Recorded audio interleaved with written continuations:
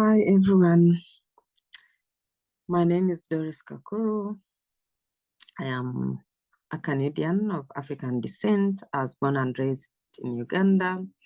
I'm currently affiliated with the University of Victoria, Canada, where I work as a professor at the Faculty of Education and School of Child and Youth Care. Before I proceed, I want to acknowledge with gratitude and humility the Lukungwen, Songhees, Esquimalt, and Wasanich peoples on whose ancestral lands I have had the privilege to work and to live for the past 5 years. As a Black scholar, I recognize the complex histories of colonization, dispossession, and cultural erasure and marginalization that have impacted Indigenous communities here in Canada and elsewhere. And I therefore want to express my solidarity and commitment to Indigenous peoples everywhere. I acknowledge the interconnectedness of the struggles of Indigenous people and Black people, and really the importance of centering our own voices, experiences, and knowledge in research. So I commit to continue to reflect and to grow in my own research practice, acknowledging the historical and ongoing impacts of colonization, anti-Blackness, and epistemic injustice. So just to say a little bit more about myself, I'm an interdisciplinary social scientist. I primarily do research about Black people and people of African descent. My main fields of scholarship, children's geographies generally, including girlhood studies, and I also do consider myself to be a scholar of African studies. So I predominantly do qualitative research. I did my undergrad studies in sociology at Makerere University in Uganda. I completed a master's in social cultural anthropology at the University of Bergen in Norway. And that's when I first got introduced to life history as a research method.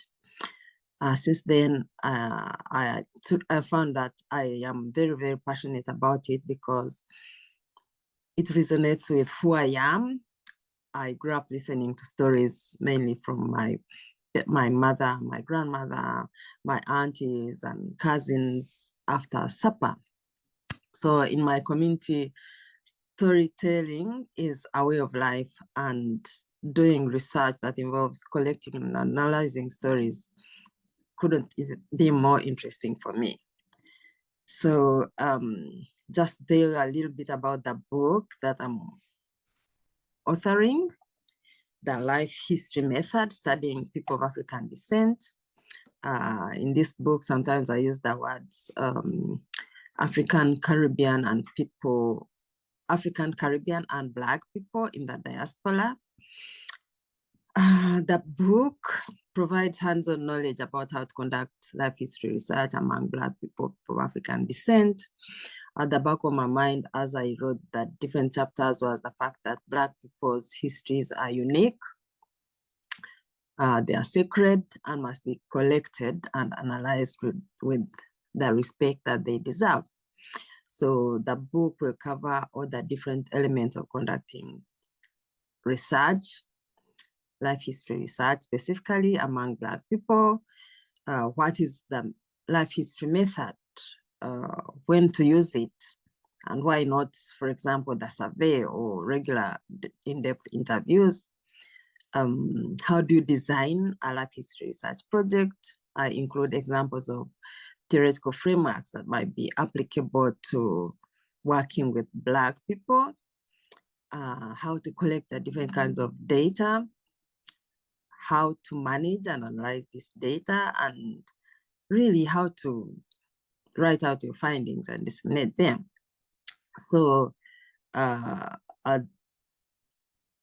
want to present a quote that grounds me, which is really an old African proverb that was made famous by Chinua Achebe in the 1990s when he did an interview with the Paris Review.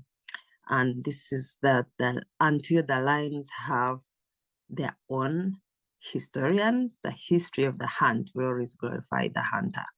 So if we do not do research as Black people, as people of African descent, if we are not the ones collecting the histories of our people, others who are not Black, who are not people of African descent, who are actually colonizers, will go ahead and do this work for us and write the stories any way they want. So that's something I wanted to tell you, that that quote resonates with all the work that I do. I want to do work that presents stories of African people in their nuanced and unique ways as they should be. So I want to appreciate the Universal Right Publications, and specifically Dr. Ayose Kai. Thank you very much for the work you do and for supporting this series. I want to appreciate Dr. Siri Magdugo-3. Thank you very much for supporting us as the editor of the series. And I can't wait to see this series come to life and your work come to fruition. I look forward to reading the rest of the books in the series. And until then, I wish you all the best. Thank you.